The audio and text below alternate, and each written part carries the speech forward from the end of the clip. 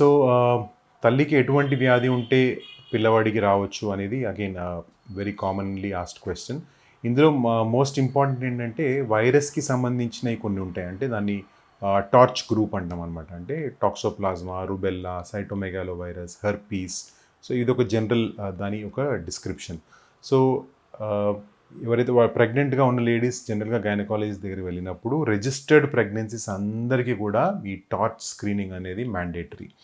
ఎందుకంటే దీనికి సంబంధించి ఏదైతే కాంప్లికేషన్స్ ఉంటాయో, టార్చ్ కనుక అందులో ఎటువంటి ఒక వైరస్ అయినా పాజిటివ్ ఉంటే పుట్టిన పిల్లవాడికి దానికి సంబంధించిన కాంప్లికేషన్స్ చాలా ఎక్కువ ఉంటాయి అన్నమాట. అంటే టాక్సోప్లాజ్మా ఉంటే ఒక పర్టికులర్ జబ్బు ఉండొచ్చు, రుబెల్లా మదర్లో ఉంటే పుట్టిన పిల్లవాడికి గుండెకి సంబంధించిన జబ్బు రావచ్చు, హెర్పీస్ ఉంటే దానికి సంబంధించి వేరే జబ్బు ఉంది. సో ఈ టార్చ్ స్క్రీనింగ్ అనేది వెరీ వెరీ ఇంపార్టెంట్.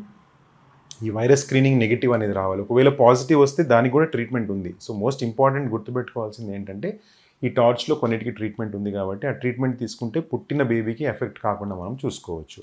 సో అందుకే all pregnancies should be registered. అన్ని ప్రెగ్నెన్సీస్కి ఈ ఏదైతే స్క్రీనింగ్ ఉంటుందో అన్నీ చేయించుకోవాలి.